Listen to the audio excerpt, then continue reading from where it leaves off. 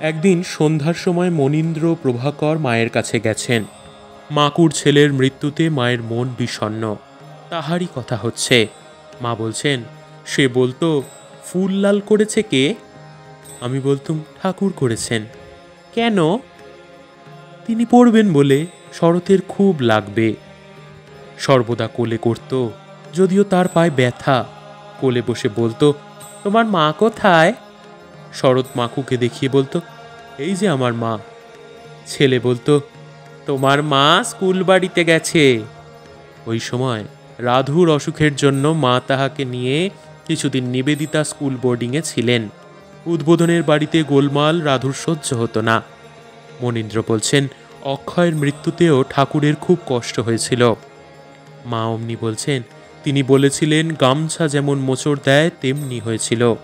আমার এক ভাসুরপো জ্ঞাতির ছেলে দিনু বিষ্ণু ঘরে পুজো করত, হৃদয় কালী ঘরে পুজো করত।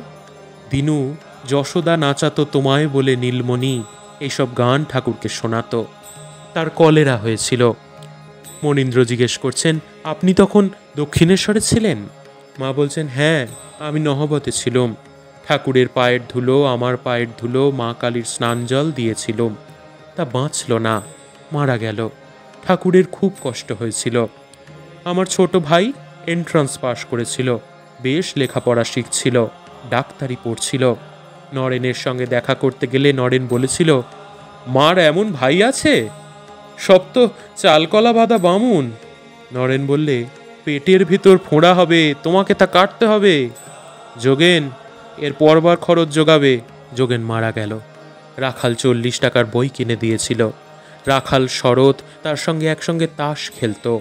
সেই ভাই মারা গেল। সংসার মায়ার বন্ধন। আহা, যাকে পাশ ফিরে শুইয়ে মনে প্রত্যয় হয় না, এমন ছেলে মাকুর। দেখো না কত যন্ত্রণা।